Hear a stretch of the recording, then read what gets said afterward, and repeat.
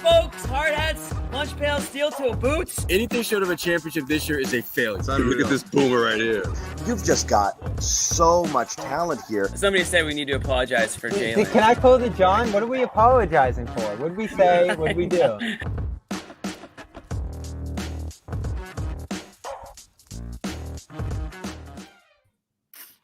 Yeah. No music. No music. It's not a Kill music it. show. Cut it. Cut the music. The big bad Warriors still rearing their ugly head in Boston, man.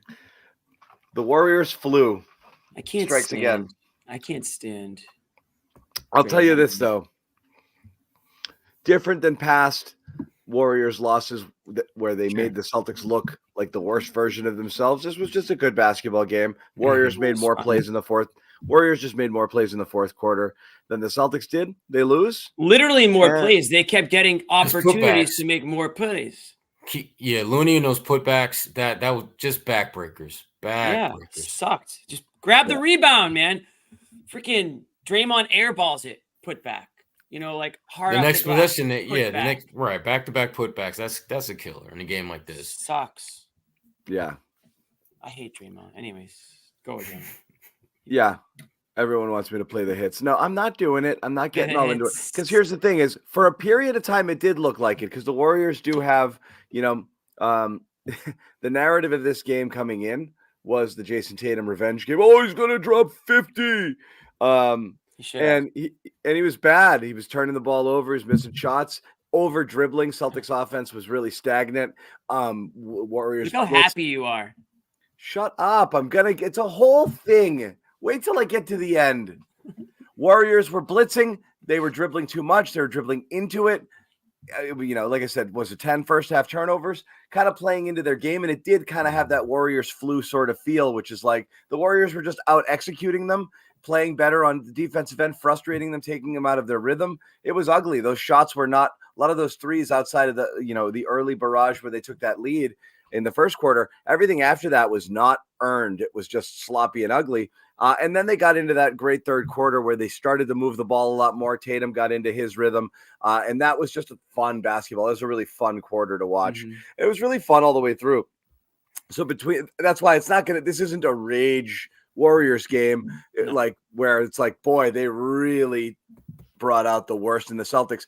You're without Jaylen Brown, which allows them to blitz the hell out of Tatum, which puts pressure on everybody else to make plays. And they did, which was kind of cool. So, for a while, we'll hear from everybody. We're going to hear from the Celtics on the podium. Joe Mazzulla, Bobby, and Noah will join us as well. And we'll get into it. So, guys, where do you want to start on this one? I mean, you can always start at the end with just kind of what killed them. But what's your kind of primary takeaway off of this game, Sherrod? Like, okay, it's a loss. Does it bug you? What are you walking away from this with?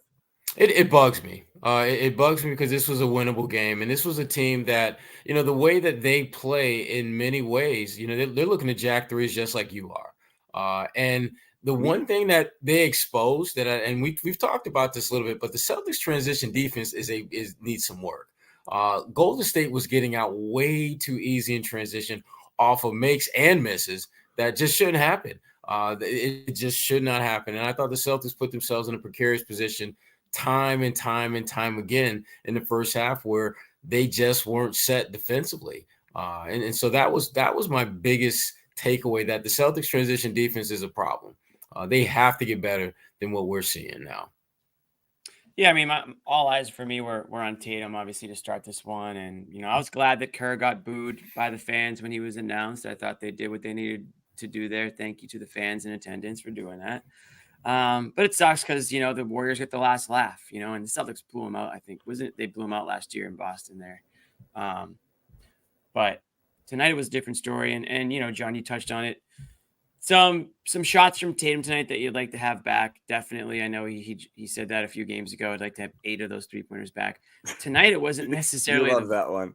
I did love that one. It wasn't the volume of shots. It was the type of shots. At certain points. I mean, the one that stands out to me is, again, probably one of the last ones he took in that fourth quarter. Just like that rushed elbow jumper that was like contested and just didn't need it. at that time. And if you didn't watch That's the game, you'd think that he had a good game when you look at his Right. numbers. And when in fact, I you're right, Jimmy. I thought there were a lot of shots that weren't rhythm shots that were too contested. And frankly, this was one of those inflated Yeah. stat games. He Little- wasn't as good as his numbers would indicate. Yeah, kind of an empty calories game. It really was, where he did get hot there and he had that stretch and he did hit those shots. Where it did boost those numbers back up. He had a really poor first half. But Jimmy, you alluded to the play. That was the whole ball game there. Yeah, Tatum earlier, even before that, Tatum allowed himself to kind of get backdoored, I believe, by Curry. But at 108, 104, Tatum gets the ball and really forces a weird shot. He looked like he got caught not only, in a weird spot, but off of one leg and couldn't decide whether he was trying to bank it or shoot it straight on. And he kind of backside rims a real ill-advised shot there with the Celtics down 4 and was about 44 seconds to play. And then falls asleep completely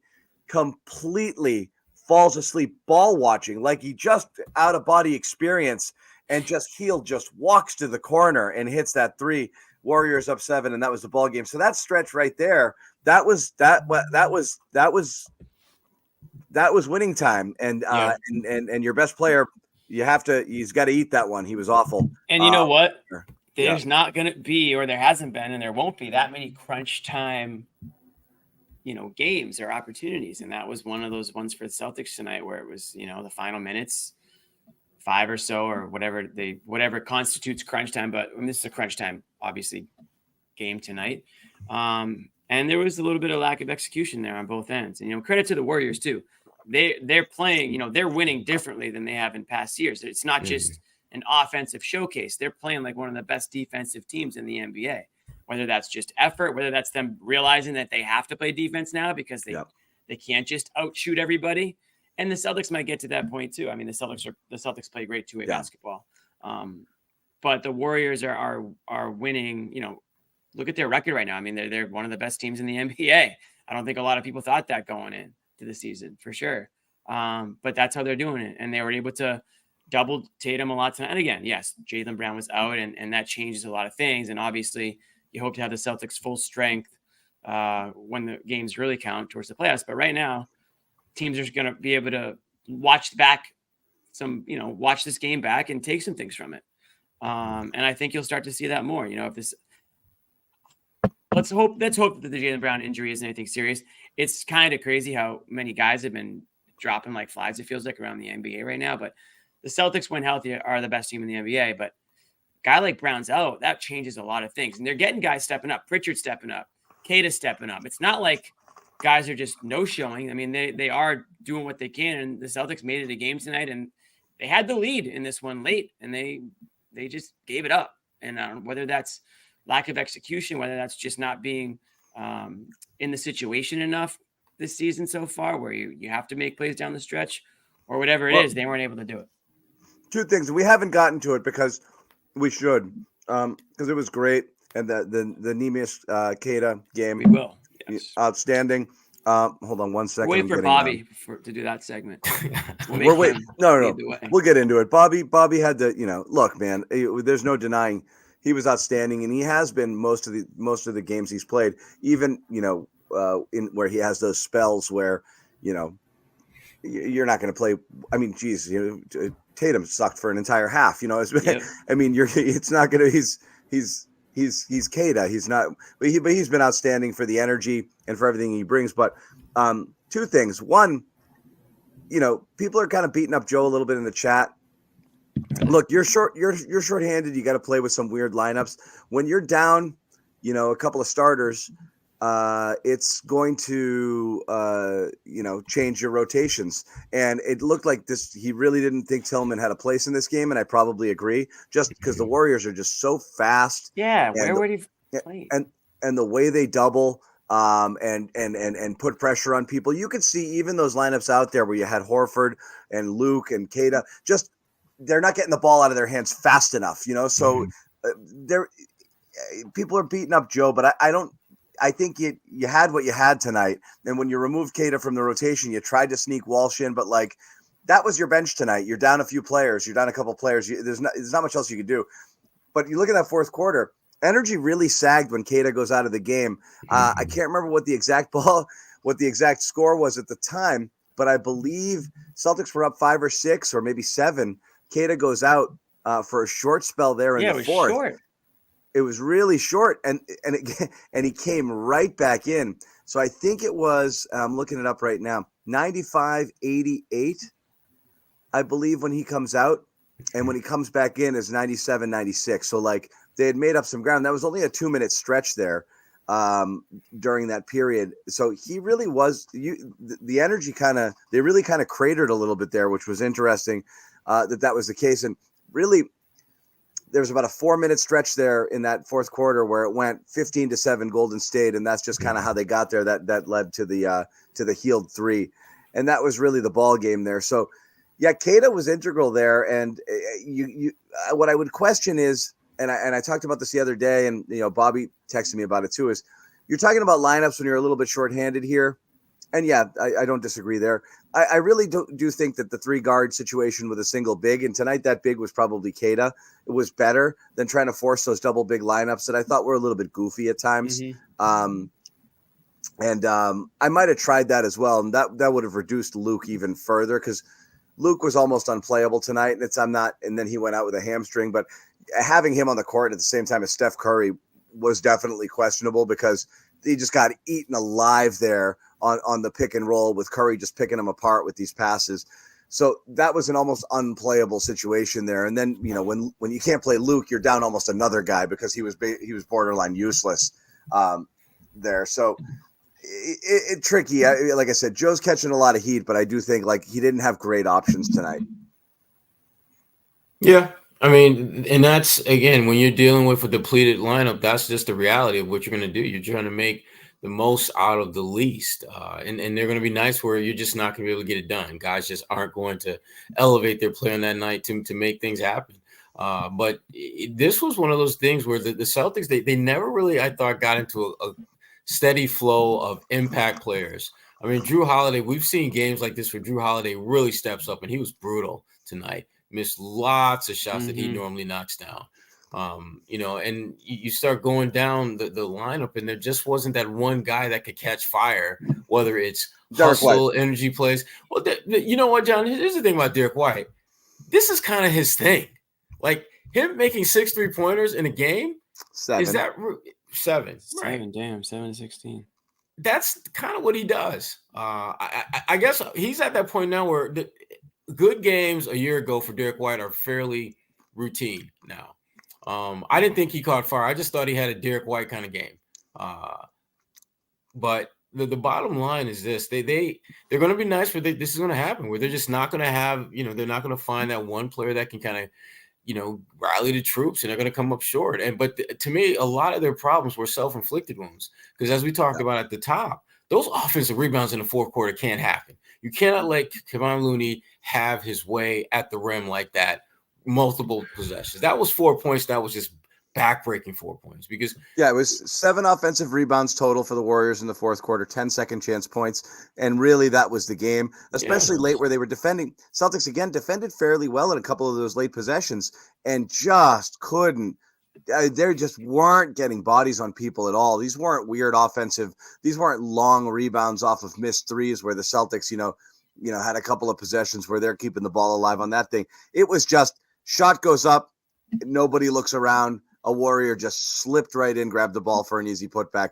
Really inexcusable stuff to not even find a guy, to at least check, let alone put a body on. So they really just let those guys have those boards uncontested, which is a real bummer on that. It sucks. And you know what? This is my boomer report. I've never in the world, I don't understand why it's not, I've never understood why it's not cool to box out in the NBA. I don't get what it is. Like, I don't get the idea of not at least touching. I understand a lot of people do it based off of feel. It's so weird when people just stand and look up, like without any regard for who's around you. What matters more than that? I've never really understood it. And I hate seeing those easy offensive rebounds where you're not even cognizant of who might be near you. The first thing you should be doing a shot goes up is at least feeling around for where the people are coming from. None of that. They just gave those things up easy. They weren't out battled. They just weren't even in the fight. Yeah, but I will say you are correct on the grand scheme of things for sure. There were a couple of really ugly misses by the Warriors, and sometimes those misses were so bad where it just landed in a Warriors like lap. I don't even know if I can blame the Celtics for all of them. Like the Draymond corner three, like what are you gonna do? That was such a horrible shot, and it's basically a pass, right? A couple other ones, but it sucks. I mean, I know the Warriors have been doing this all year, but Kerr went 1, 2, 3, 4, 5, 6, 7, 8. 11 guys in double-digit minutes tonight. 11 guys, and that's what he's been doing. He's been going deep into his bench, and he's got a rotation of 10, 11 guys. But the Celtics got to take advantage of that situation when you have, even Brown in or not, if you have that much talent in your starting lineup, and Kerr's going 11 deep, you can't tell me that there isn't a big talent discrepancy with the Celtics being favored in that direction. And they didn't take advantage of it tonight. And I agree with you, John. Queta. There was a stretch when Queta was in the game in that fourth quarter where I can't imagine there was a single Celtics fan not on their feet at what that guy was doing. Grabbing boards, blocks, dunks, catching alley-oops, offensive rebounds. He was doing every little thing imaginable to pump life into the Celtics team. Did he need to come out of the game? I don't know. I mean, I can't imagine he was – did he need to come out of the game at the point that he did? I mean, I don't know. Maybe. I guess Joe thought he did, but the guy was a plus 13 tonight on a game that they lost by however many, and pretty much everybody but Hauser was a negative. Yeah, he was great. So, he was unreal, and I would have probably just left him in the game. These guys are professionals. On the topic of those rebounds, here's Joe Mazzulla. A stretch there, you guys gave up a lot of offensive rebounds and second chances. What was happening there? How did you guys get lost on the boards? Yeah, I mean, when you have an alertness to Curry, being in shifts, trying to stop him as a team, they do a good job of cutting behind you.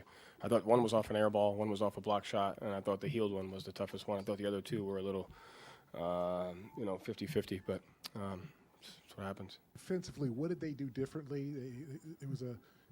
They did some different things, and how did you see it? And what kind of test was this for you? Yeah, definitely. I mean, they're physical, so they force you to fight for your space.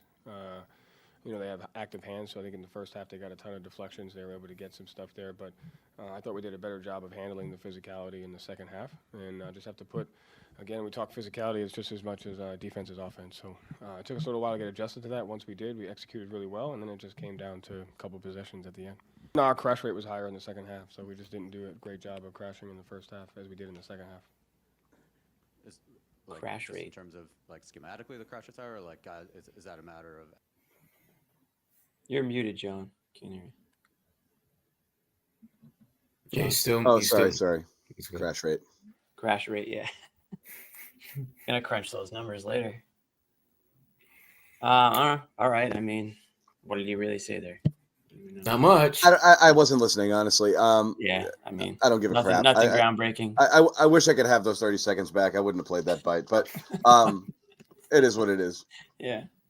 It is what it is. Confirmed that they did not grab the boards. Yeah. The what the stats said, they didn't grab rebounds. Okay, good. So they didn't. But yeah, so a couple things just because the chat's going there, and I want your guys' opinion both on did Tatum have a good game or a bad game, and did Joe do anything wrong? Because people seem to have differing opinions on each of these things. We will discuss that in a little bit. We do need to tell you about one of our sponsors here on the Garden Report, and that, my friends, is Built. Built, baby. And hold on while I pull up my Built copy. Built. Yeah. What's that, Jimmy? Just said Built. Built. Okay, so listen up, renters. Do you ever feel like you're stuck in this loop of rent payments, watching the money vanish into thin air? Of course you do. Time to turn that rent game around, start earning some serious rewards. That's where Built comes in. We've been there. We're burning cash. It's frustrating, but Built is there for you. Built Rewards has figured out a way to make rent more rewarding. Say goodbye to the money bonfire. Hello to a renter's revolution with Built. Ground It's breaking ground as a neighborhood rewards program, hooks you up with points on your rent. There's honestly no reason not to do this. Every month you pay. Why not get the points? Get the points. Every month, pay your rent. Watch the built points roll in. Use those to take a vacation, put them towards a hotel stay. 500 airlines on board here, 700,000 hotels and properties where you could transfer these points. It just makes it, you're spending this money, apply it to something. Use those points for fitness studio classes, whatever it is, or you can pay rent hassle free through the Built Rewards app. Rent Game just got a major upgrade. Built Points consistently ranked the highest value point currency by the Point Guy and Bankrate. So again, earn points by paying rent right now when you go to built.com. So join built.com/garden. That's JOINBILT.com/garden. Make sure to use the URL so they know we sent you. Join built.com/garden. And guys, we say this all the time with our sponsors. When you support our sponsors, they love us, and that makes us love you even more. So check this out. If it's something you're kind of interested in, it really is a big help for us when the sponsors know that we sent you somewhere. If you are at all interested in it, take a peek at it. It is really cool. Sign up, give it a try. Tell us what you think. But again, check out Built. There's a lot of good reasons to do this, for you. If you are kind of stuck in one of those rent cycles, why not? Back to the game, and let's talk a little bit about Jason Tatum. Tatum, before the game, Steve Kerr. Okay, the big story, Steve Kerr. This was one of my, if I get into this, I'm going to lose a lot of people. So I'm not going to go all the way there, but Go there. I dare you. I'm not in that. I'm not in that. You're scared to lose some people? No, I got nothing but love for people tonight. But I'm just saying, this whole Steve Kerr had an agenda, blah, blah, blah, blah, blah, blah, blah, revenge. I was never super into it. I think Steve Kerr made a coaching decision, and Celtics fans didn't like it, justifiably. And Jason Tatum didn't like it, also justifiably. I've got no problem with people having beef over the fact that the player didn't play. I don't think it was motivated by any sort of, he's trying to get in his head, or there was something nefarious going on there. He made a judgment call, which all of us disagreed with. Done. But it got built up into this, Tatum's going to have a revenge season, and when they play each other, he's going to put up a 50-burger and blah, blah, blah. Okay, it didn't happen. It doesn't matter. Tatum came back. He had a tough first half, but he came back and he had a Tatum-y sort of game. Here's Kerr. He knew he was going to get it a little bit. Here's Kerr talking about the Jason Tatum situation, having benched him on a couple of occasions in the Olympics, and talking about here coming back to the Garden and what this was going to kind of be about. Have any regrets? This pregame? Yeah. Yep. We can't control the story, so I mean, that's this job. I mean, I tell our players all the time, the NBA is incredibly popular, and there's a reason it's so lucrative, and so part of the deal is you're going to be in the story, and so that can be tough. And I thought, from the beginning in Vegas, the whole thing was, hey, we're in this together. We got 12 Hall of Famers, and we're just committed to winning, and we won the gold medal. So I don't give it a whole lot of thought other than, I didn't enjoy, not playing Jason against Serbia, not playing Joel against South Sudan. Those are not fun decisions, but our guys were all amazing. They committed to each other. They committed to winning the gold medal. They brought the gold home for their country. They all handled themselves with incredible dignity and class, and that's the real story. But we live in a time where, we have to talk about stuff that actually doesn't really matter. He's not wrong. The story, this was the problem, I thought, with all of the Olympics. It became this NBA fan agenda, Olympics, which is like my guy and what happened to their, whether it was Embiid or Halliburton or the Tatum situation here. And people just kind of puked all over themselves during that Serbia game, which was one of the most entertaining international basketball games ever played. and everyone's just mad because if it was Tatum could have played more and it would have been different. It's just like, just watch the game. It was a good game. Gold medal game was more fun to watch. Look, there was a lot of fun stuff. But what I'm saying is Tatum was bad, whether he needed to get to play more to be good or honestly to just be given the ball and sit and be in the LeBron role or whatever. It just didn't happen for him. Whatever it is, I don't give a crap about it. But Tatum addressed it. Kerr addressed it prior to the game. So I'll ask you guys, because people in the chat here, hear some of the comments we're hearing. Kerr got in his head. Tatum can't play physical. Tatum has a Golden State problem. At the end of the day, look, I don't think he had an awesome game because he had some defensive lapses and he was in and out on some stuff. That's a pretty I know, and Sherrod, you said it's a little empty calories here. For the way they played him, blitzing him all game long and making life difficult, that's a pretty damn good stat line. So I'm not going to say I think this was a hard game for Tatum to play in for a lot of reasons. Golden State tried to make it hard. He was without his wingman. And he still acquitted himself fairly well after that real bad first half. Yeah. I mean, he did. And that's what the great ones do. I mean, come into this game, the best first quarter scorer in the NBA is Jason Tatum, giving you 13 and some change.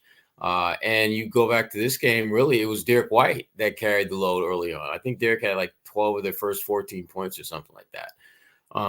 So there's still a lot of self-discovery that this Celtics team is kind of going through now, figuring out really who's going to be their core group to get them over the hump and win the championship. Because, that bench unit that the Celtics have is even though a lot of the pieces are the same, they have added certain skills to their toolbox of talents.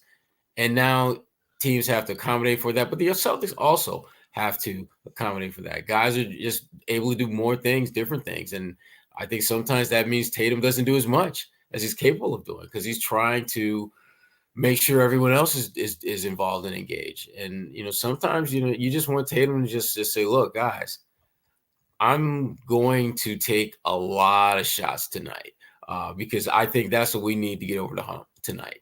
And he just there's just too many games where he's just kind of leaning on his talent and not really executing the toughness that we know he has in him.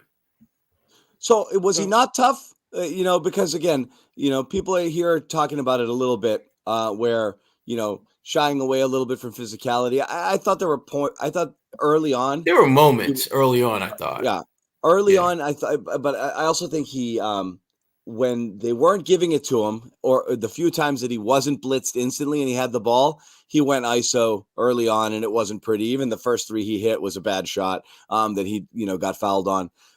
Which was, ended up being a great play, but, how much you think, that got into his head? Because as I said, end of the day, he kind of fought through some difficult circumstances to turn this around and end up with a decent game, at least offensively.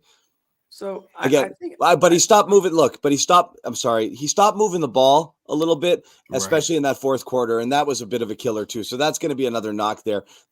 We went back into that slowdown game there in the fourth. And I didn't love that as well, which is the walk it up, give it to Tatum top of the key, wait for that single action to come and, kind of get off the screen. And that's what was killing Golden State's waiting for that. They're waiting for that high screen to blitz and to get the ball out of his hands. So all of a sudden the ball's out of your best player's hands with 9 seconds left on the shot clock. It's no way to get into an offense. I'm not really sure why they were doing that again. That drives me insane. So I didn't love that in the fourth quarter. I wish Joe got them out of that, put the ball in D White's hands and get some bodies moving. So that wasn't great. But yeah, any of the criticism fair, Jimmy? Well, I think he had a fine game. I mean, certainly if you just look at the points and whatnot, whatever. He was getting doubled like crazy. And you want to talk about, this was a game that Tatum had circled. Why can't we say this was a game that Kerr had circled? That Kerr wanted to make sure Tatum didn't go off on him because they did everything they could to prevent it. I don't think Kerr gave a shit. Well, John, I don't know. It seemed like he gave a shit. He had guys running at Tatum. That's how everybody plays him.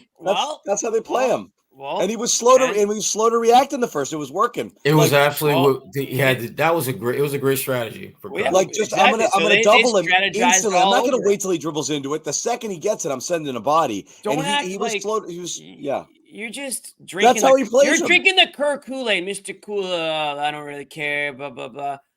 Who's to say Kerr didn't have this game circled too? They did everything they could to stop Tatum tonight. He still ended up with 32.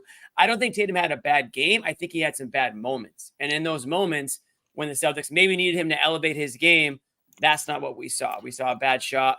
We didn't see the playmaking Tatum that we've seen in certain games this year. And again, maybe because they had so many bodies flying around him.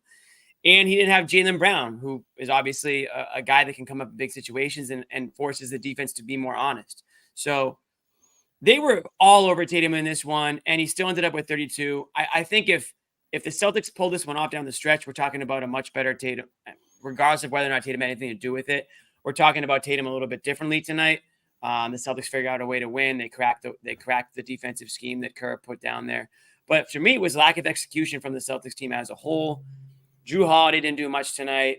You already talked about guys like Cornette who didn't do anything. Brown's out. I know I'm forgetting somebody who didn't have much. Oh, Horford. I mean, it wasn't this one falls on Tatum type of a loss. I'm not going to say that. So is it going to go down in the history books as one of his best games? No. Worst games? Absolutely not. He did enough for them, I think, to compete and to win this game. He just didn't get enough from his teammates around him. Okay. And I'm done with the this is a Tatum circle game. Kerr had this game circled too. You don't think Kerr has pride and he doesn't hear all the criticism? Well, He waves to the fans tonight when they booed him. He knows what's going on. He's not an idiot. I mean, he is an idiot, but he's not an idiot.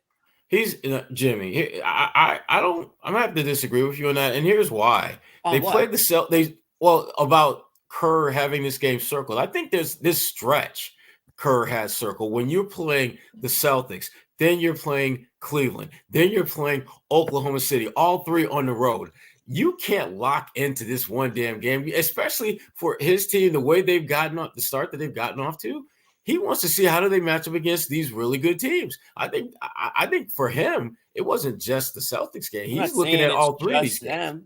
But you can't tell me that he won. You can't tell me that he didn't want Tatum to drop 50 on them tonight. Obviously, I mean, when in what world does he want Tatum to drop 50 on him? But exactly, never worry. I mean, that's so it's a game he circled too. They had a focus tonight too to shut Tatum down. And every team obviously does, but they were able to, whatever he decided to do was successful in the beginning of that game. And that maybe threw Tatum off a little bit, but I think Tatum rebounded. What I mean by rebounded is, came back into it a little bit in that second half. Ultimately came up short. I'm not going to say it was a bad Tatum game, but I'm also not going to act like this game didn't mean anything to Kerr either. Cause we're just saying John's over there trashing Tatum because it might mean a little bit extra for him, which, oh, well, maybe it was. It might mean a little extra to everybody in that situation. That's so a F leap. you too, John. That's a leap. In fact, I've been defending Tatum. The chat thinks he had an awful game. I'm telling you, this was a hard game to play in. I'm defending well, that's it. kind of what I said. I mean, they focused on him like crazy. I'm saying this was a difficult game to play in for him because they went at him, and I say he didn't have JB. It was much harder for him. So no, I'm not trashing him. I'm trashing fans for making a big thing out of this. I said earlier. I don't blame the fans either. I think I'm not trashing it. I'm trashing them for being so upset that they couldn't watch the Olympics and enjoy the games because they were so bogged down by their agenda and what Kerr was doing and turned it into some weird fantasy about it being personal. It's like the Jaylen Brown conspiracies. Like that stuff was ridiculous. But Tatum has every right to feel snubbed because he's got pride and he's an athlete. He's one of the best players in the world. And if he doesn't ever shake Steve Kerr's hands again for the rest of his life, fine, so be it. Like I heard he didn't tonight after the game. I think that's what the broadcast said, and I didn't see it happen either. I was watching to see it happen. I saw Kerr and White. I saw Kerr and Holiday.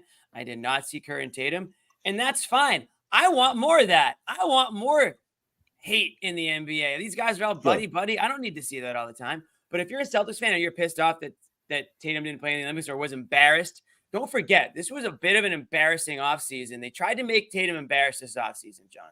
They tried to embarrass him in the NBA Finals. They tried to embarrass him in the Olympics. I'm talking about the haters, by the way, the trolls, of which there are many, tried to embarrass Tatum and make him out to be a loser, even though he won a gold medal, he won an NBA title, and he's one of the best players in the NBA. And Celtics fans have to defend Tatum because nobody else is going to do it. So I say to Celtics fans, I salute you and don't change, because if you don't defend Tatum, trust me, nobody else in the NBA is going to. So I'm fine with Celtics fans. That being said, if you couldn't enjoy the Olympics, then that sucks, because it was an unbelievable Olympics. And it's the only time where you can actually feel good about cheering for these NBA guys who typically you wouldn't cheer for. Like, you can hate LeBron for 82 regular season games and all the playoff games, but you shouldn't hate him in the Olympics. Same with Curry, go down the line, Embiid, whoever. It was a blast watching those guys do their thing. Now we can go back to booing them when they step foot in the TD Garden. I love it, though. This is my favorite team to play. Like, I think these games are incredible. They're always fun. They're high energy for teams that obviously, you play in a finals, that bad blood's going to carry for a little bit, for a couple of years after, for sure.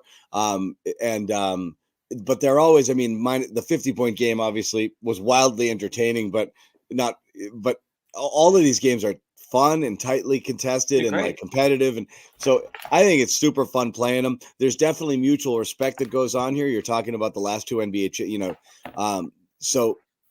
good, not the last, but two of the last three NBA champions. Perhaps the last two dynasty-esque teams, maybe. We'll see if you never know. Can become one. Celtics want to try to get there. Nice to see the Warriors back again. Them being kind of... Are they legit? Are they real? I like them. They're deep. Their bench is good, clearly. and I think that gave the Celtics problems tonight for sure. Tatum's coming to the podium in a little bit, so we'll get to hear from him. We're getting in the Golden State locker room. We might get some post game from Kerr and some post game from Draymond Green as well. So stay tuned for that. Quickly, we do want to tell you about another one of our sponsors, and who doesn't love Prize Picks? Of course you do. Of course you do. Get real. Best place to get real money sports action. 10 million members. Pick more, pick less. At least 2 players shot up to win 100 times your cash. Yes, sir. With as few as 4 correct picks. Get in on Prize Picks right now. Best way to get in the action. All you have to do is download that app. And if you want to get that special offer you see on the screen, bet 5, get 50 into your account. Just plug in that code CLNS. You don't have to win, and you get it right away. Prize Picks also offers weekly promotions lead out to big payouts like Taco Tuesday.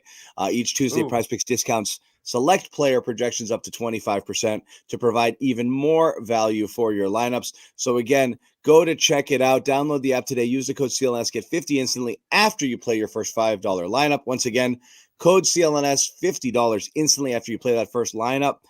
Prize Picks, run your game. We also run your game. We also want to tell you about Game Time. Nice. Want to get in and check out some of your favorite shows, sports, teams, whatever it is.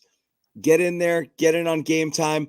NBA action, the atmosphere, you could tell the atmosphere in the arena was awesome tonight. Sherrod, you were there. You could tell Golden State comes in, there's a buzz.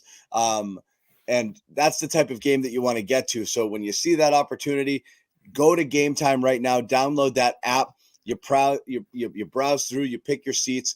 Great features there. All-in pricing. View from your seat. Super deals. Lowest price guarantee. And there's cancellation protection. Prices go down the closer you get to Game Time. So it's really, really a great thing. Again, all you have to do, download that app right there. You see it. You get $20 off your first purchase when you use it. Nice, Jimmy. Nice first purchase. Yeah. Terms do apply. So again, get in on the action with Game Time today. Let's get back into it. We did not. And again, we're waiting for Jason Tatum. When he comes up, I'm going to kind of jump in because I do want to hear his thoughts here. But we have not gotten fully into the Neemias Queta discussion. And again, I know we always save these for Bobby so we can dunk on him a little bit. But like even poor Bobby, look at him. Look at this guy. Bobby can't help it. Yeah, he has to now. Wait a second. One of the unsung stories in the NBA. Wow. Right, Celtics might have found their center of the future. He's your future center. He's your future center. Unbelievable. Bobby Manning, what are we doing? Now that's Wow. a guy who wants to be on the right side of history. He's learning from his past Here he mistakes. is, your starting center. Bobby is basically a walking, Yeah. talking, tweeting apology cam right now is what Yeah, he is. he really is. Wow. Oh my goodness. You hate to see it, but you love to see it. There's nothing you can do here. And I'm not dunking on Luke. You said the other day, and this isn't agenda based. We always were questioning, like, why not Queta? You know, and it's always a question. Yeah, of, I was like, play that guy. Wait, yeah, see that play guy right play the try- tall guy that dunks and grabs boards and is athletic. Try him. This guy. Put him in. That's always been our question, but it's so easy to fall in love with these guys for he these do? small flashes, right? But Queta's now doing it like I did not see this coming, not in terms of performance. I did not see Joe trusting him with real minutes, and now Joe's freaking starting him. And now, honestly, I feel like Bobby with this level of hyperbole, but you might actually honestly be better going single big to start a game and with Queta as the starter. It's not absurd at this point. It's almost like I said, I've always put him at 60 or 70% of Rob in terms of his impact with his athleticism and how he gets the game. That's climbing a little bit. It's ticking up. There's a lot of energy there, and it's doing a lot of different things there. So I definitely, the chat's all over it with double big. I freaking hate it. I hate the Horford Queta. Even though it worked beginning of the first, beginning of the third, I don't love it. I don't want to see it. I'd rather them space that stuff out. But right now, you're legitimately having a conversation where even when Porzingis comes back, Queta's getting minutes. Like he's now, I hate saying, I didn't want to say he's replaced Luke, but when Cornette comes back, He has. when Porzingis comes back, that might be lights out for poor Luke. But I mean, this is a revelation. And now that you've seen it a few games in a row, you got to kind of, when do you start to feel like this might be real? Are you there yet? Nah, I'm not there. Not there. Okay. But I'm getting there. And the thing that Kid is doing that you gotta love is that he's finding ways to impact the game in more than one way. He was a one-trick pony for the longest time, and now he's showing a little bit more diversity with what he can do on the floor. And the Celtics they need that. His ability to alter shots, his ability to block shots, scoring at the rim, scoring close to the rim, not getting in foul trouble, which was something that was just a major issue for him early on.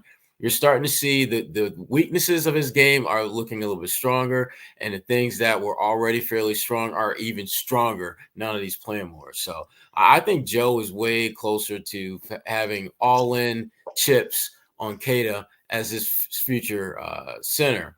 I'm not there yet. I'm not there. I mean, yet. Listen. I mean, I don't even need to think about when we say future center. I'm not quite sure. Current center. Yeah, he's your current center, and that's really he's your current center. All we have is today, boys, and today, Queta is your starting center. Okay, and he's doing everything he needs to do to stay on the court. And Bobby Marks, ESPN analyst guy, ESPN. He's saying that he's putting Queta on his under $3 million honor roll. Safe to say he's on the honor roll, meaning he's basically one of the best bargains in the NBA this year. And if Wick still had signing authority, Queta might be signing the max tonight if he still was able to do it. He's on the phone with Dad right now, begging hey, for Dad. Dad, his name is Nimi, and he's Nimi. really good. He's adorable. Can I keep him? Please, can I keep him? Please. Listen, Dad, are you going to invest or what? But that might not be the case. But for Nimi, I'll tell you what, the next contract he signs is going to be a hell of a lot bigger than the one he's got now if he keeps this up. It's not just tonight. This isn't just a flash in the pan game. Last game, we were talking about him for a while. He almost had another double-double last game. And when this guy's in there, he's straight up energy. People want to say, oh, the Celtics aren't tough enough or Tatum's not tough enough. When Queta's in the game, you don't need to be as tough. Queta's going to be your tough guy in there. He's going to go up with authority. He's going to go down with authority. He's got a big body. He's not afraid to use it. He'll get into your face. No one's messing with Queta. I'll tell you that right now. And Steve Kerr pregame knew who Queta was. He could not. This is not a joke. Steve Kerr could not remember Cornet's name. Literally, That was funny. That was funny, but I felt kind of bad. Somebody in the maybe it was you, Sherrod. Somebody had to tell Kerr what his name was, and then Kerr had to go on and act like Cornet was his. He's gotten really better. He's really improved. Yeah. Yeah, now that you know his damn name, Yeah. It's like I'm not even gonna say what Queta has already made Luke slowly but surely a forgotten man. Damn Steve Kerr doesn't even remember his name. It's like two girls at the bar and like the friend is there, but you're not really interested in the friend. TMI, Jimmy. Yeah. TMI. Anyways, Kate is that guy right now, man. And so Luke's nice. People are gonna know Luke's got a great personality. Yeah, he's nice. Luke nice. has a great personality. Luke's nice. Kate is the Tell me about Luke. The head turner. He's nice. He's nice.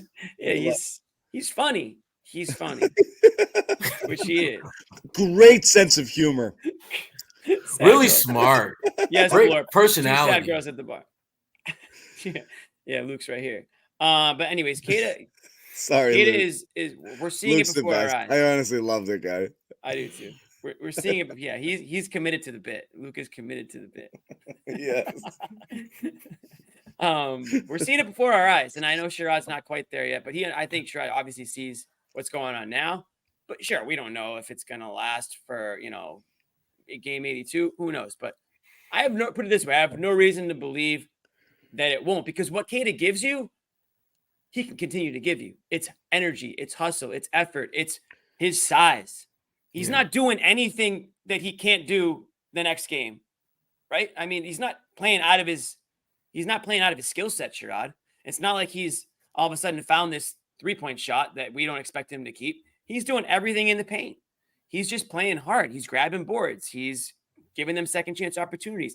He's extending plays. He's giving, he's dishing the ball back out after he grabs it. I mean, why can't he keep doing this stuff? And they don't have anybody like him. Luke isn't that guy. Horford's not that guy.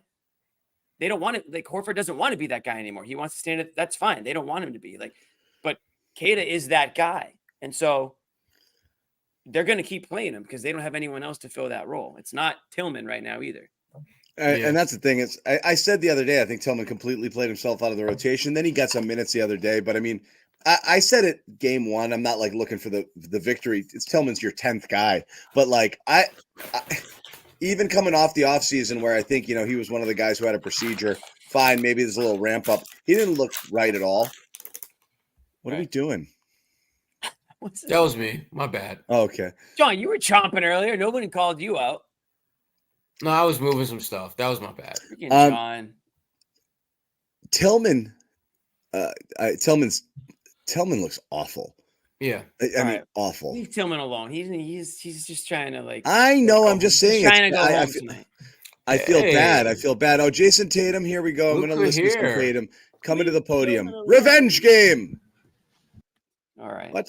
And it's gone. It seemed like they were. I mean, everybody's talking about how physical they were in the first half. It seemed like you were frustrated. You were taking some shots that maybe you don't normally take, some long twos. What was it that they did? And how were you feeling like you reacted to it in the first half? What changed? Yeah, I think they just did a good job of being more physical, and he's like one of obviously they were, blitzing all of the ball screens. I came off, and I got him now. We weren't, or I could speak for myself, a little rushed in the first half, and I think in the second half just accepted it and played with more patience and made the right read more often than not. Is that something that you kind of have to get more used to? It's almost like relearning. It seemed like last year maybe you would have handled that a little bit better, maybe a little bit sooner, but because it's a new year, you just kind of have to get used to that stuff all over again. No, not relearning. I understand every defense. We just didn't have our best first half, and we picked up in the second half, but we just got to be better.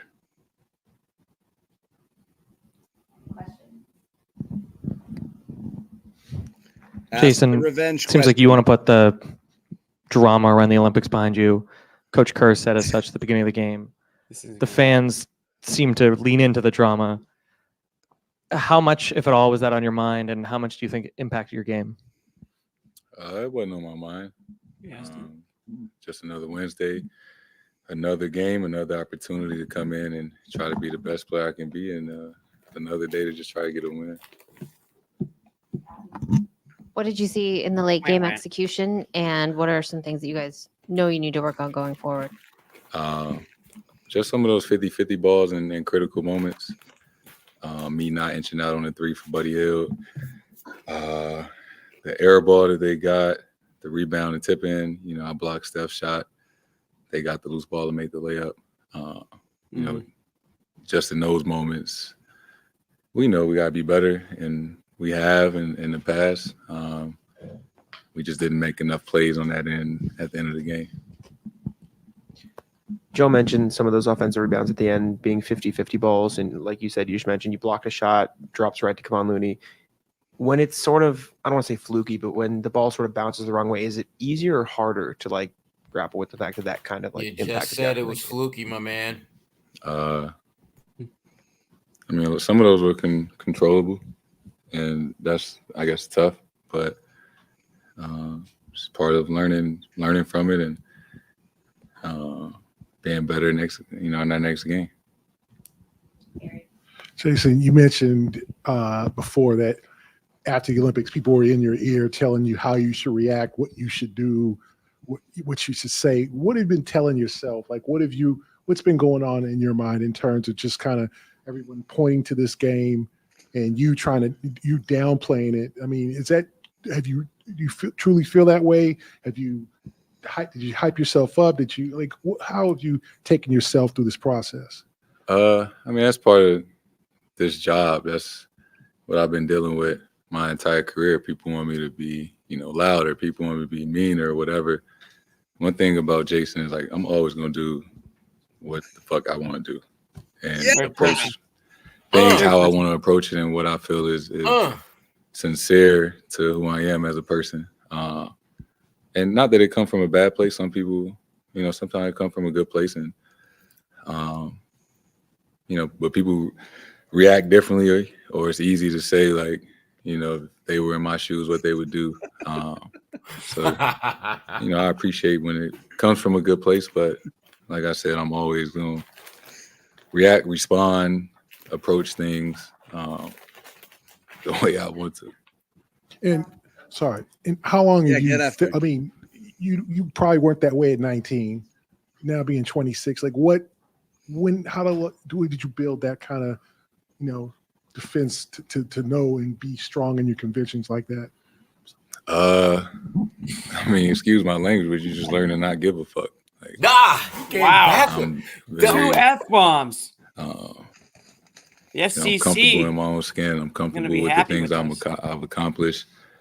I know who I am. I'm Jason Tatum, I'm bitch. Comfortable with making my own decisions the way I want to make them and doing things the way I want to. Maybe when you're younger, you're very consumed or concerned with pleasing people that you don't know or things like that. This feels like therapy session right now. He's getting some shit off. If I do off. things the way I want to do it, and I can live with the result therapeutic. In every situation. And that's where I'm at in my life. I'm with you, JT. Jason, I'm going to preface this. I'm not trying to twist your words when you say this. When you say this is just another Wednesday, you're trying to get a win. I know you want to win and all of that stuff. In their locker room, they're calling this a statement win. They're coming out with maybe a different kind of energy. Do you sense that energy on the floor? Do you again, I'm not trying to say that you're not trying to bring energy or anything like that, but do you sense like that they're giving you their absolute best shot? They're treating this kind of like a playoff game. You guys have to maybe try to match that every night. I mean, it was a good game between two really good teams. They're better than they were last year. They're having a better start. I would say to their standard, they didn't have a great season last year, and I'm certain that they wanted to come out this year and have a better start and have a better year, and they're off to a great start. I always say, Brad Stevens used to say, every game counts as one, right? You want to win every game you play. We're no different. If we would have won tonight, we still got to play on Friday. We lost tonight, we still got to play on Friday.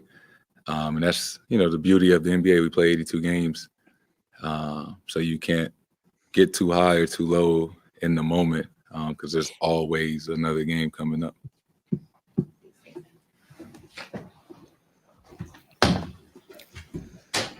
That felt like a therapy session, y'all. Jason it felt like he had to get some stuff off his chest tonight. So, yeah, I mean, the first one felt organic. The second one was a little performative, but regardless, excuse my language, but I'll give the first F-bomb I'm giving an 8.7, and the second one I don't think he stuck it. That's a 7. Yeah, it was like solid 7. Anyway, look, I'll give you this. You ask people to be honest, that's fine. Wow. Someone like my opinion is Tatum actually needs to give fewer Fs. That's the path forward.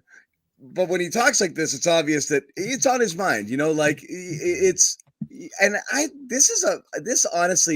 has to be a really hard thing for athletes, right? Like it's got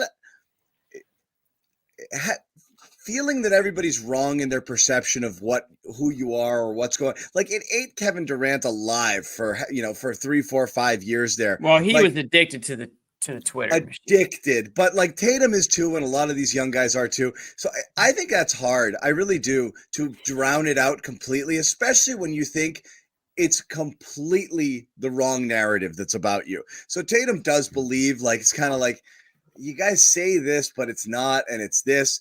And so I'd rather he actually not care, but whatever. I mean, it's, he does. And like you said, Sherrod, bit of a therapy session here. Ultimately, it doesn't matter. I don't think he's out there choking because of the pressure he feels because he wanted to put up 50 on Steve Kerr or anything like that. I don't think it's getting to him to a point that it's, whatever. But I think there are parts in his life where he did get in his own head. I don't think that's a thing for him now. No. I mean, I think he's matured both as a player and as a person to handle that stuff a lot better than he has. And you look at Tatum and just some of his, post-game press conferences through the years, he's good for one of these like every 2 or 3 months where he'll just like be incredibly transparent about where he's at, what he's feeling, what he's thinking. And if there's one takeaway from this presser, it is that, all the noise, the white noise around him, he just does not give a F about that. And if you didn't hear him the first time, he brought it back for an encore. Wasn't as effective. You're right, John. He didn't stick it the way he did the first one. But the point is, he wanted to make that point abundantly clear to anyone and everyone who's listening that he does not give an F. And I think there's a part of him that he's trying to believe what he's saying, but there's a part of him that does care, that cares more than he wish he did. And that's why I think that's why he has to have these like therapeutic moments every now and then where he just got to put it out there that I don't give an F, hoping that he can convince only one person, himself, that that's the truth. Because I think there are times where he does care more, and I think he does not like the fact that he gives an F more than he probably should. I think that's fair. I don't think he wants to, and I think he's trying to talk his way out of it. Yeah. I think it's still. I don't have a problem with. Listen, I don't have a. I don't have any problem with it. I'm just thinking. I think he is. No. I think he's still a little affected by it. In terms of he's thinking about it. I don't think it's like I said. I don't think it's making him play bad. But I think he is.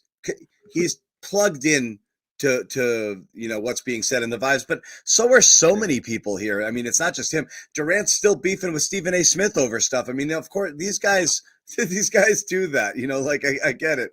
But yeah, go ahead, Jimmy. Screaming A. No, I mean, we always talk about wanting guys who care. I think with Tatum is he just shows it in different ways. He might bottle it up a little bit more than other guys. I also think Tatum, he actually might be too nice though in certain cases.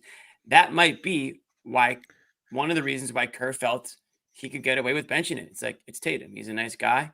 He's a respectable guy. He's not going to put up a fit. He's not going to tear things apart in the locker room. He's a good, team player. So if one of these guys has to sit, I'll pick Tatum. Now, turns out that it was an easier decision because Tatum wasn't playing well either. But I think Tatum's personality lends himself to those situations more. Would Grant Williams think a little bit harder than hip check Tatum if Tatum had more of a main streak to him, or if he thought Tatum might get up and swing like some of these other guys might? Maybe. So it might be a part of Tatum's game that, again, it's not him. He's going to be who he is. No one can tell him who to be. Listen, it's gotten him this far in life and in the NBA. Why would you, do a 180 and change everything about yourself? You obviously wouldn't. But no one's perfect. There's probably things about his game he can change or add, or his personality wise that's going to make him a better player. And he's learning through those things. So whatever it is, it is. I still think that it is on his mind to an extent, but you're not going to go up there and admit to something like getting the best of you, and all that stuff. But it's human nature to, if you feel like you were wronged by somebody, if you feel like you were embarrassed, or if you feel like a situation embarrassed you, it's human nature to want to perform to, beat that, right? The next time around, the next chance you get. I mean, that's just everybody. I feel like it's not just another game or another moment, It is what it is. Anyway, good interview. I'm glad Gary pressed too. I can't stand when it's like, look, this is the storyline of today's game. Stay on topic. When the questions veer off, I'm glad Gary stuck to it, and and Corrales jumped in as well, because you do want to hear his thoughts. Gary's playing all the hits this year. Well, you want to hear his thoughts on it. You really do. And so I did want to hear what he thought about it and whether it was on his mind. And it's good insight. So I'm glad those guys stuck with it and kind of, I certainly didn't badger him, just kind of like, hey, talk about it a little bit. I'm here. I'm here for you. I want to hear from you. It looks like I've got some Peyton Pritchard sound. Peyton Pritchard again playing a role in tonight's game. The new sixth man of the year favorite. They tell me 16 points, 3 of 11 from 3. He was a little jackerific here. So are a lot of guys just launching a ton of threes. But here's Pritchard talking about the game. Controlled the physicality in the first half. Kind of like they were blitzing us, took us out of our rhythm. And then I feel like we just started kind of making the simple two-side pass and open things up. But we just got more physical and handled their pressure more. Did they surprise you guys a little bit? No, we knew they were going to do it. I mean, we just got to be better to start it. I mean, we only had 40 points in the first half, but we held them under 50, so we played decent defense, but offensively we got to be a little bit better. It changed like that as opposed to maybe somewhere in the flow of that first half. I mean, we knew what they were going to do, so we came out and we were ready for it. They were blitzing every screen, so we talked about it and we came out and got great shots and turned it around. But obviously, we just got to be better at the end of the game, rebounding. It just really came down to the physicality part. This is a good test for you guys at this point. 100%. I mean, we're not going to sit here and dwell over this. It's like you said, it's a really hard-fought game. We learn from it and get better from it. I agree on the good test thing. You don't get a lot of games like this early where it's like, okay, it feels like anywhere close to meaningful. It almost sucks when you play good good rivals, from other teams early in the year when people are either hurt or things aren't, like nobody actually cares as much, or the second night of a back-to-back. This was a good early season test for the Celtics. And honestly, I'm sure Joe's going to love the loss because he can point to a bunch of things from a execution and effort standpoint, particularly down the stretch, that they could have done better. But it's fun to have a game like this. I totally agree with that. Yeah. Jimmy, you about to say something? You're muted. I wasn't going to say anything for the first time, actually. Wow. What? Wow. I agree with Pritchard. I mean, I agree. John kind of said it. He agreed too, but it's not a game. It's a regular season game. Listen, when the Warriors come to town, you always want to beat them. They're a team that's had an X on their back wherever they go for many, many years. And the Celtics are becoming that team too. When they go on the road, teams want to beat them. Opposing fans want to see them beat too. And I think the Celtics are the next iteration of this Warriors team. That's, obviously disbanded a little bit over the years. They don't have all the same players, but it's a good litmus test, I think, for them. And the Celtics, let's be honest, they're going to steamroll more teams than they won't. These close games, these are the ones where you look back and say, how'd you play against this team? What happened in this situation? There's not going to be a ton of them. There hasn't been so far this year. You're going to want to see them. And again, this isn't panic or anything, but you're going to want to see them come out on the winning side in some of these close games soon enough. for sure. Well, over the course of the next few weeks, there are going to be games that the Celtics are going to play that are going to stick out more than others for not having Kristaps Porzingis. I think about something that Steve Kerr said before the game, and he's right. When he was asked about the Celtics, he talked about how the Celtics can basically play 5 out, where you have 5 legitimate three-point threats when Porzingis is around. And there just isn't another team in the NBA that has 5 guys who individually are legitimate 40% from three-point range shooters, have that type of capability. And it's a hell of a challenge to guard.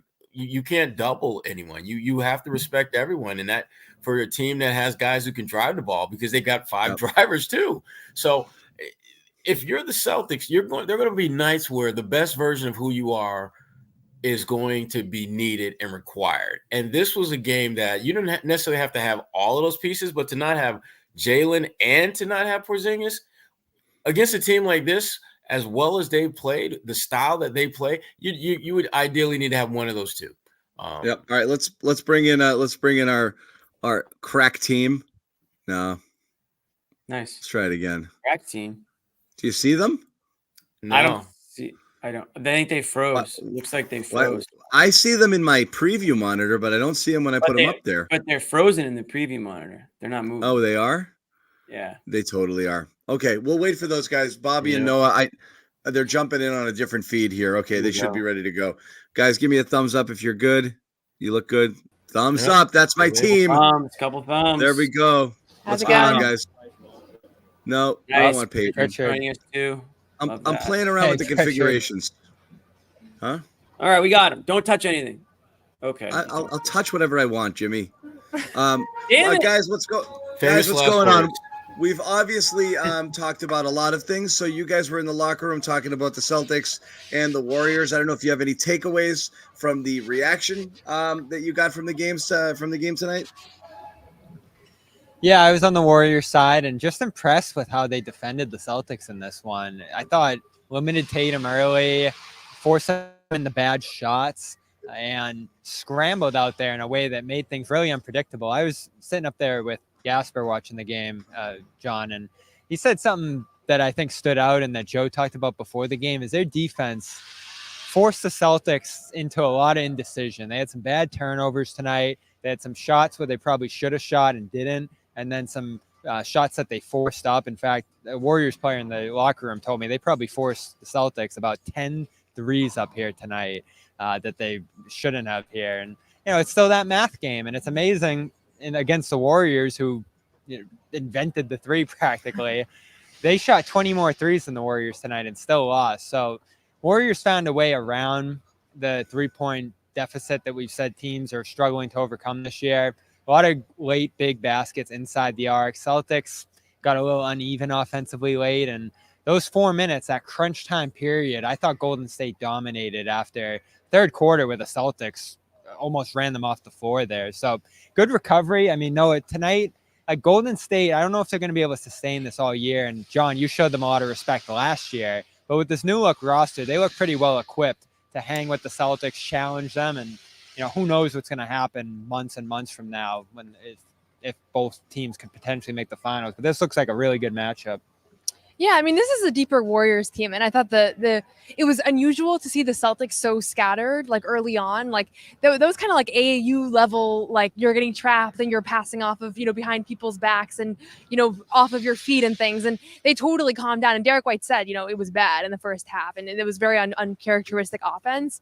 But I think this was one of those games that all the hype, all the Olympic stuff around it was going to make it like I think everybody was a little bit more uptight, even though Tatum said it was just another Wednesday. I think so. Yeah. I mean, he said it was just another Wednesday, and he talked about how people want him to get mad and all that. But I think you can't ignore the fact this building had this like extra juice to it. And next time they play, I don't think that's going to be a dynamic anymore. But I think you have to tip your cap to the Warriors' defensive effort here. And at the same time, I think some of the crunch time stuff, like, it was a little bit of like the ball just bounced the wrong way. You don't want to say that that's like the sole reason why it didn't work out in the fourth quarter, but there was a couple like really good defensive possessions that ended up in an air ball rebound. And second one, yeah, and Tatum Joe always blocked excuses those. Joe's always like, an air ball rebound or like Tatum blocked Curry in the corner. Like there was a few of those, and that's just, part of life. You don't want to be in that position because you don't want it to come down to that. But we've also seen them win a lot of games off of those same kinds of plays too. So I don't think you have to be worried about this one, but it was clear that it had like some extra weight. And I don't know if you guys had the Tatum post game live on here, but I thought that it was interesting that he was able to kind of like step back and reflect a little bit. And he swore twice, which was kind of cool. I know. And it was preemptive too. You could tell he planned it like 10 seconds in advance. Yeah. Well, the second one, at least, like I said, the first one landed. So he was like, I'm going to try this again. I got a good reaction. It's like when a kid makes somebody laugh, but what were you saying, Jimmy? Nothing. It was stupid. Forget it. That was exactly kind of the point, is they really did get him out of their game because the doubles came so fast and furious. They really did get flustered, and they tried to dribble their way out of the pressure rather than just pass out of it immediately. So they were definitely slow to react to some of those double teams that resulted in a few turnovers. They have 10 in the first half. That was definitely the story there. Then down the stretch, you had the offensive rebounding problems, guys, but you also had just a couple of lapses. And again, not hanging it all on Tatum, but I thought that possession was the most. He had a bad shot with a minute left. Trips down with the most critical ones late in the game. It's 108-104, and he takes a weird off balance, like pointless floater that was kind of like he couldn't tell if he wanted to go off the glass or try to shoot it straight in, and that just kind of down 4 with a minute left. Is a mid-ranger a good shot there? It's not really. At that point, you're working for a 3 or you're taking it to the basket and see if you can get fouled. But like beyond that, then he completely falls asleep on Hield on that 3. Just got caught ball watching, stopped moving completely, and then turned around. It was too late, and Hield was just striping it all game, and that's just a cardinal nice new sin. Dynamic to that team, and a threat to Pritchard's 6-man candidacy. How'd they get? That's all I think of him as. That ended the game right there. Those back-to-back possessions. So not great focus there late, not great decision making.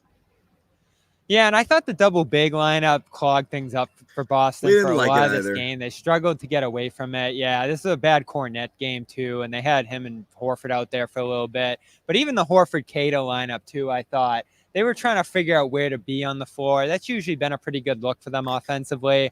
But in this game, it looked like it was clogging up the lane. And to your point, John, about all the help that was coming at them, I think it's a little easier to do that when you can play off Horford a little bit, play off Queta a little bit, just have them hanging around the basket. Even also, that possession midway through the game, which was like my favorite possession I've ever seen, Queta's just kind of standing around the rim on that play. So this is a game where you missed having that wing. Jalen, of course, the biggest one. The reads are easier when you're more spread out, too, and that's kind of the problem when you're getting those double teams. It's just easier to make that read, and it was just a little clogged up. That double big really does jam up the offensive flow a little bit there because it just creates fewer options. But they were leaning on Queta for that nice little – when they did get out of that double quick, you saw a couple times slipping it to Drew, who drove the lane and threw up a lob or something to Queta. So there was something there when they were able to get moving quickly out of the double, but not enough of that, I think. And again, it is a weird lineup. We even went as far as to say, and again, Bobby, I can't not put this on the screen, so I'm going to put it on the screen.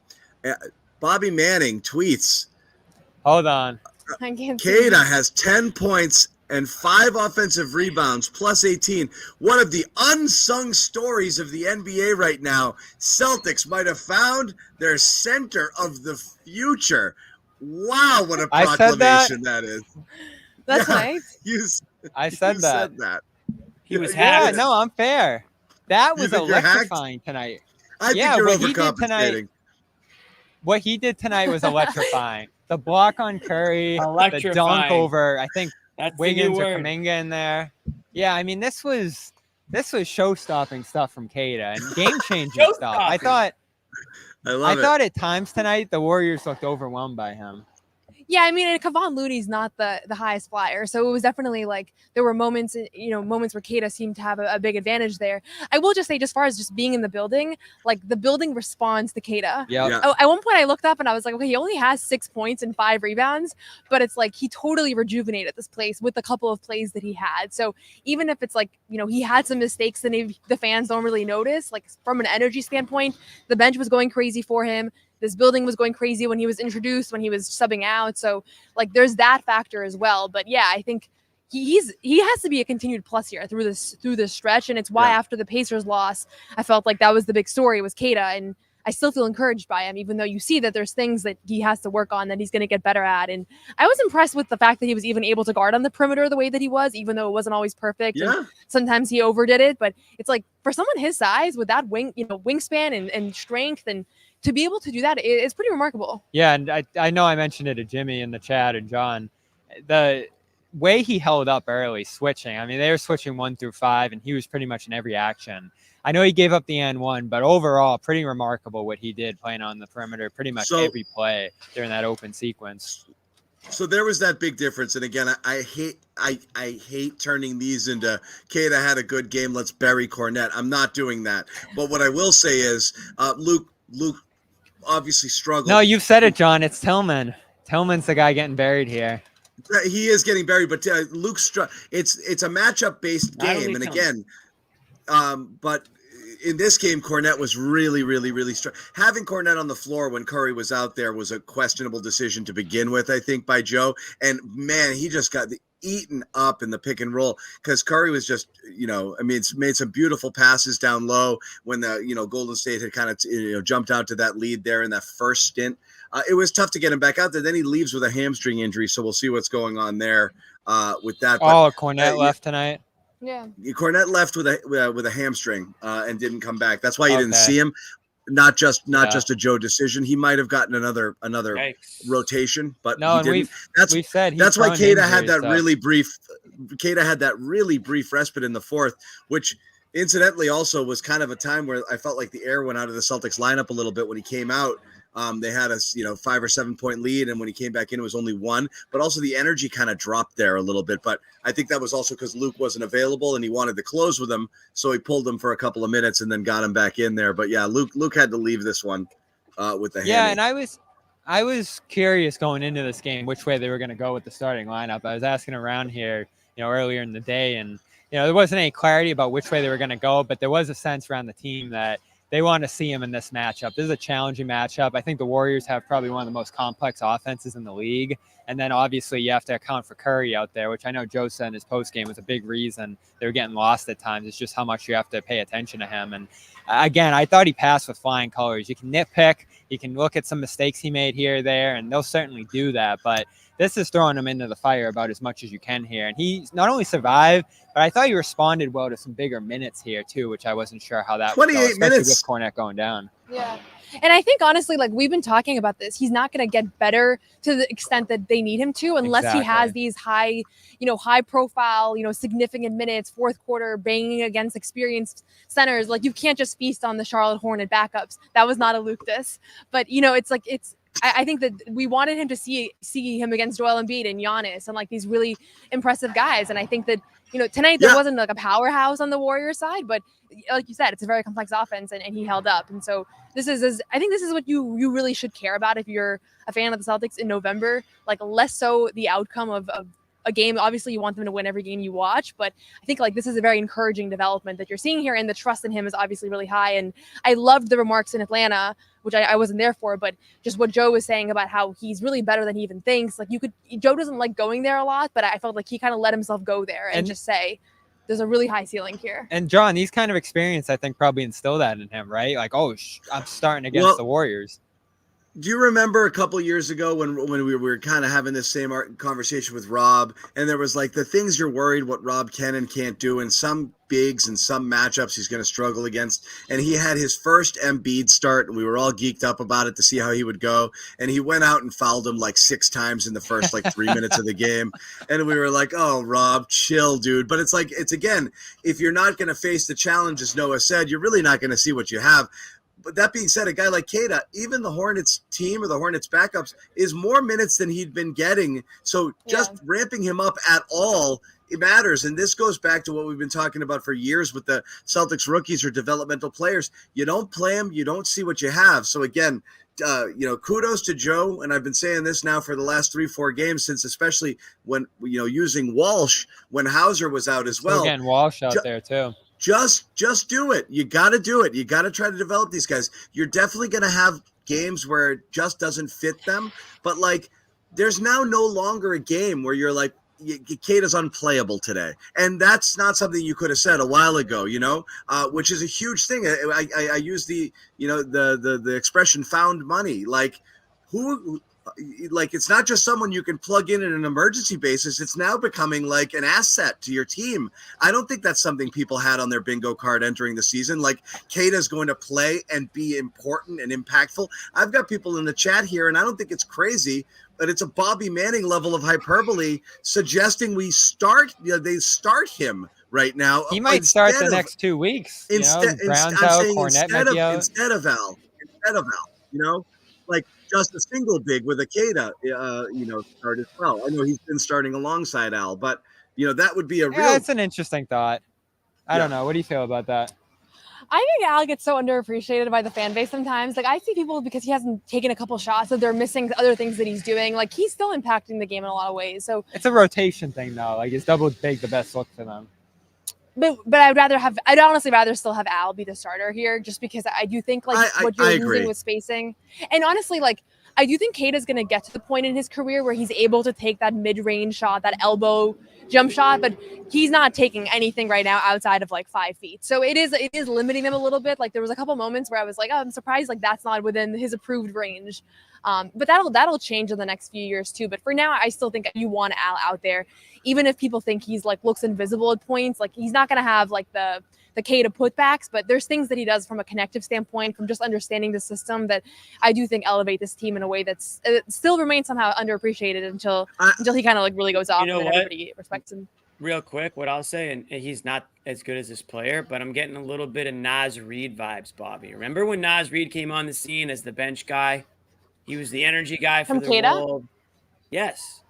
Yeah, I'm not saying Naz can shoot.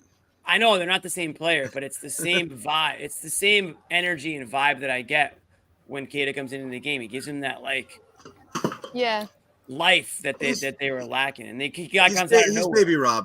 He's baby Rob.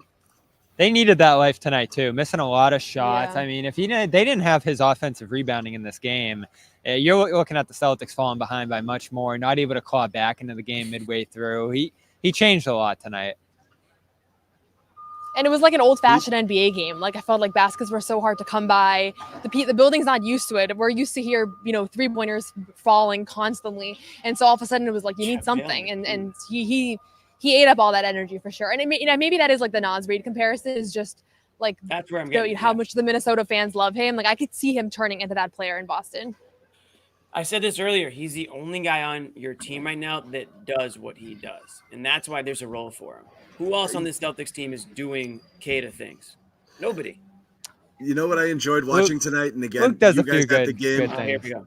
Oh, No, right. You guys at the game wouldn't have this, but it was Doris Burke was a huge Rob Williams fan. She would have games where she was just like, just look at what she was just gushing over his athleticism. I can't take my eyes off this guy, and I feel like she fell in love all over again watching Queta maybe for an extended period for the first time tonight, because as the game was going on, she was like, oh, Nemus, she was really getting into it, and I was like, she sees it, she sees the Rob. She sees the Rob in it. And yes, I was watching the national broadcast. But hey, I'm all in. Yeah. But there was some fun there. And again, I guess you guys said it earlier, but you can live with some of the stuff that he can't do, or that he's going to mess up, from time to time. And again, you had, 2 games ago where Joe pulls him out and he has kind of a tough love talk. And then he talks about it after the game, how he takes my coaching and other people go up to him and they coach him and he works with it, which is great, because then he has a second stint, where he's extremely impactful. He's doing that now, which is, just something you didn't fully expect. So you can live with, there's the most amazing thing is he's not doing that many of those things, right? It's not like it's like a 50-50 where it's like one bad play, one good play. He's not doing that much where it's like, oh man, he's killing us right now. That's the difference compared to last year, especially with the fouling. Exactly. He's not fouling as much anymore. Good point. And John, just to your point about the Doris Burke reaction, I feel like that's kind of how the Celtics fans were last year in preseason. Like, do you remember when they first signed him and all of a Yeah, sudden like, he was what checking is in this and everybody guy? was like, Yeah. this is the greatest player of all time. And at that point, he was Everyone still was making, calling for him. yeah, then. he was We were making like, a lot "What?" of mistakes back then. Yeah. But even so, like, he electrified people. I remember, like, in our like Celtics blog Slack, everybody was like, oh my God, who is this guy? And so that's kind of the first impression, because you realize like he has some athletic gifts that you just don't see very often, and maybe you haven't even heard of him before. So you're like, where's this guy been? I bet a lot of people haven't heard about him tuning in nationally here. So definitely Right. a sight to see for people tuning in. Imagine that too. If you're like you're one of these, you're a basketball fan, and maybe you're not watching every team every night and league passing it, but you're obviously aware of the Celtics and who they're returning and that they're favorites again. And you tune into a national game tonight and they're like, wait a second, they got a freaking center. Who is this guy? And now you must be like, this sucks. Who gave him another player? And I keep saying it's the Kings. 6th man of the year. It's like two enormous things that didn't exist last year. 6th man of the year, Pritchard, and like he's your starting center. Name is Queta. Like both of those. He's your third center right now. But it's crazy to me still that the Kings gave him away for JaVale McGee, who I don't even remember playing that much for Sacramento last year. And this, again, I know you guys don't believe me, but I was his biggest supporter when he got here. Two-way guy with this kind of skill set. Yeah, it's really intriguing. And as much as I love Luke, and I still believe in Luke, and I think this team will here, I'm willing to sacrifice some of his minutes to, as Noah and you guys said, invest in his growth, push him into these kind of opportunities, and just allow him to grow on the fly. He can't get better without plans, and it's happening fast here. It's really exciting, especially for a team that doesn't have a lot of new/exciting developments this year. And we don't have any information on the Luke injury, but I wouldn't be surprised if he misses a couple games here. I feel like knowing his injury history, those kinds of like strains and things, he's probably going to miss a little bit of time here. And I wouldn't be surprised if Nimi extends his minutes even further with Luke out potentially. Obviously, KP's out. Al's still going to have a light load. Like, he's going to be really important here for this stretch. They're getting a little thin too now if Luke's going to miss some time here. Let me ask you guys a quick question. Let me ask you Jordan. guys a quick question because the chat's been wanting a perspective on it. Your thoughts on the challenge and how that went, the ruling? That was a tough call. And The Derek White one? Yeah, they had to do it for the points that you were going to swing the game on there. And it was, a 5-point game. So you're going to pull within 2. When it's that late in the game and it's that many points on the line, you got to go for it. And I guess, did you guys get the explanation on the broadcast? Because it was kind of the foot on the screen they were looking at too, in terms of cutting White off there. And then he does make contact with Curry's leg on that play. So I understand. Well, White said it was Kevon Looney that like pushed him. Yeah, Looney they were stuck saying his leg out is Looney what it looked like, and initiated redirected the him. so yeah. Yeah. It was a tough call to overturn. Yeah. Whatever Derek White says goes. And White I was feel mad like on the floor. And the way he reacted I on think the the floor. and then way he broadcast thought kinda, it was like, going the doubled other down. way. Yeah, I think the broadcast thought it was. I going thought the it other was way. going to stand. It was tough, especially like White comes around the screen and was a weird falls play. under Curry's landing space too. And I think that's what Curry was saying to him after. I don't think that was an awful call, especially what they called on the floor. Fair enough. I think White talked about it post game, but I didn't see the reaction there. But he said he believed Looney's screen knocked him off balance. So he was just kind of reiterating his case there, which is That was a big play, big call. that was a big play. Yeah, yeah. But great all right, game. I mean, this was playoff level. Final thoughts from you guys. Like, does the loss bother you, or it's just shrug your shoulders and move on? Keep moving. No time to dwell on this one. You weren't going to go 82-0 at the beginning of the season.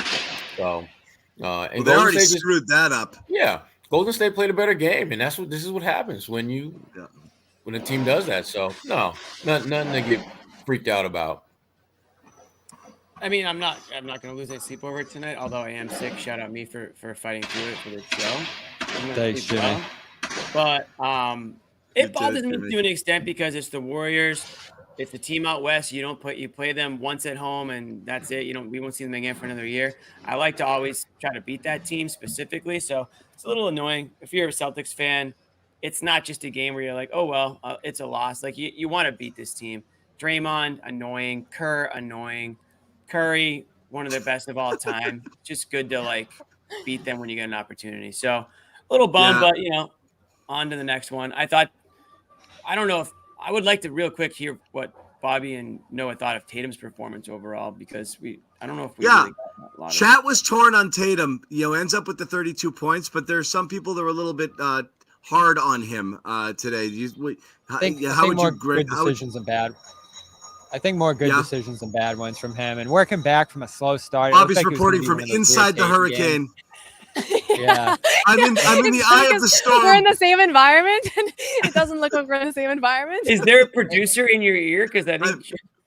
Yeah. No, I'm trying to hear you guys. This was a game that started slow for him, and looked like it was going to be one of those deer in the headlight games that we'd seen from him in the past against the Warriors. Their defense is scrambling, and he's trying to figure out where the reads are and all that. And so he worked out of that. I thought he made some good passes, some good reads. Again, that play, I think it was in the third quarter, where they got like 2 offensive rebounds and the ball was flying all over the place. And they ended up getting this perfect Tatum 3 at the end of it.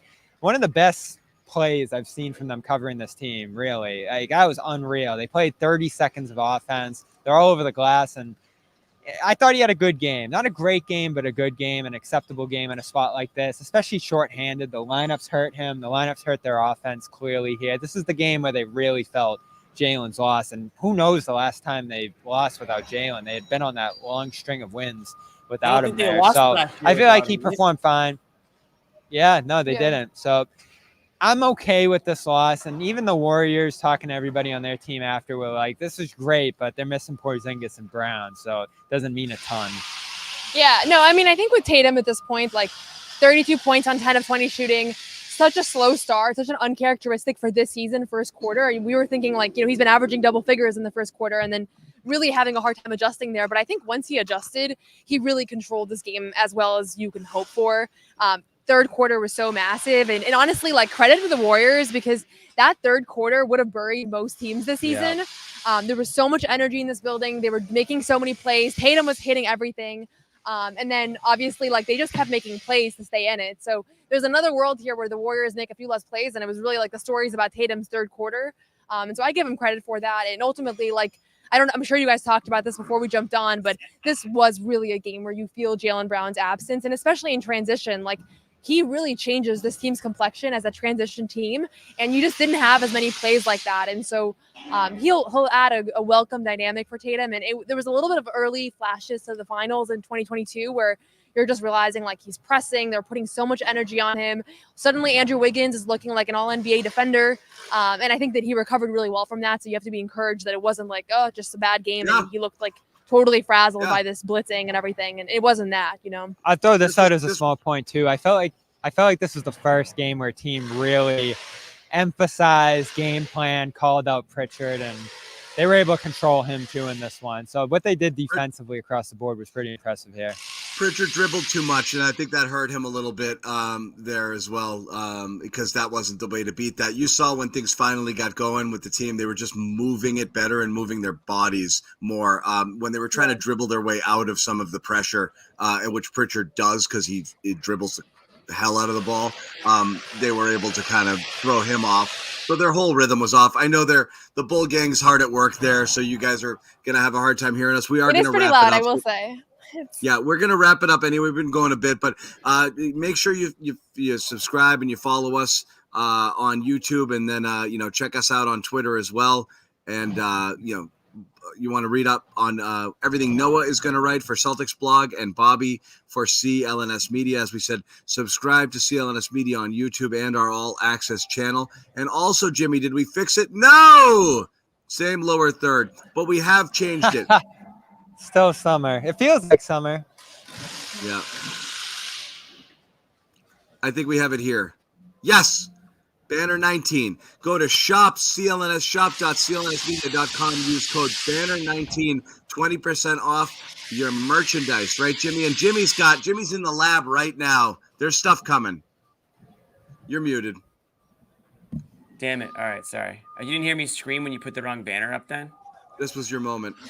You didn't hear me scream when you put the wrong banner up. We did not hear you scream, No, we're working on some winter gear items for the merch store, so be on the lookout for that. And we still got some hard hats. We want to get the hard hats in the garden, guys. Yeah. Bobby, where's your hard hat? Never got one. What the? Jimmy, I'm gonna add another promotion. Okay. You wear a hard hat in the garden. You take a picture of yourself and you send it to us. We're gonna give you an extra 10% off merch in addition to the 20 on the code. Okay. Yep. And So do Bobby that. will sign. And if you go over to Bobby, he will sign I'll your sign hard it. hat. Yeah. He'll sign it for He'll you. sign it.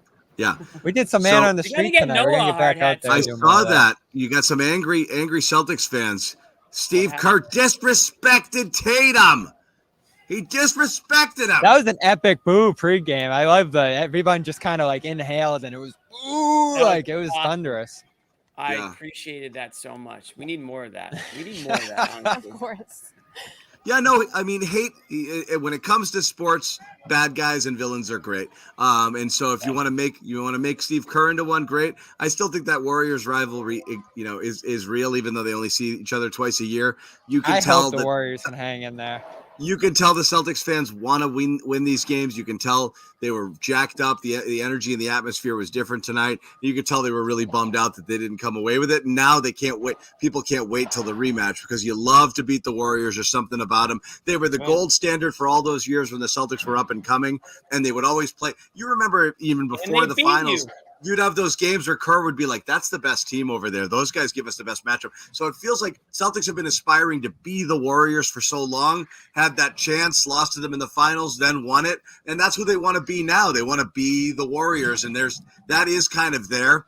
So I love those teams getting together. It's always a super fun game. So again, thank you guys for hanging out with us on the post-game show. More stuff coming out on our YouTube channel after the game. So like we said, make sure you subscribe to that. Friday night, we are playing the Nets.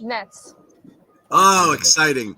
Tune in for the Celtics and the Nets Friday. We'll have a post-game show right after that one. Thanks to Bobby and Noah. Thanks to Sherrod. Thanks to Jimmy. And we will see you on Friday. Wait, Amit's got an outro for us, I think. No, he doesn't. He said he was going to work on an outro. He had a phenomenal game. Forfeit's out. I think it's an option. That did not sound like a chair. It was a freaking chair. It does sound like a chair.